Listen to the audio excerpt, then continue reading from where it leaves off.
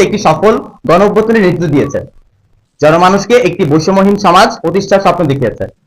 কিন্তু এই সফলতার পরবর্তীতে স্বৈরাচার পতনের মধ্য দিয়ে দৃশ্যমান হলেও পরবর্তীতে নানা ধরনের সমন্বয়হীনতার দৃশ্যমান হয়েছে।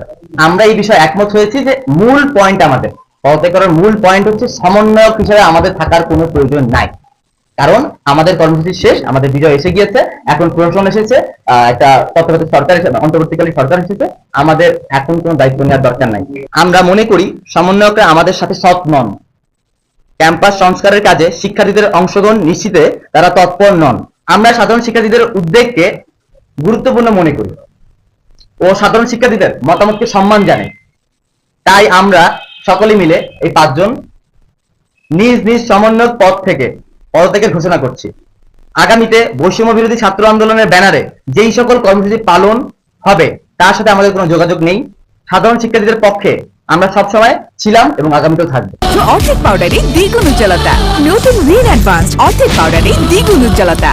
আন্দোলন চলাকালীন সময়ে 24 সমন্বয়ক সংখ্যা ছিল 22 জন। আমাদের যে লিস্ট ছিল ওখানে 22 জন ছিল, কিন্তু পরবর্তীতে আগস্ট মাসের 5 তারিখ 24 সমন্বয়ক সদস্য সংখ্যা হয় 30 জন। সমন্বয়কের কাজ হচ্ছে সমন্বয়কের সাধারণ শিক্ষার্থীদের বক্তব্য নিবে, সাধারণ শিক্ষার্থীর সাথে বসবে, এরপর সমন্বয় করে তাদের বক্তব্য মতামত দিবে। কিন্তু তারা আমাদের সাথে বসছে না, তারা তাদের শহরের যে কর্মসূচি তাদের পালন করতেছে।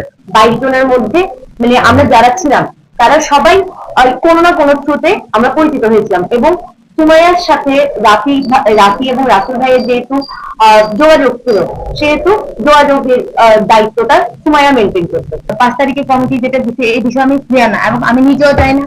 যখন হচ্ছে রাফি এবং রাসেল ভাইকে জিজ্ঞেস করা হয়, তারা আমাকে ক্লিয়ার করছে যে না, এই কমিটি আমরা প্রকাশ করিনি।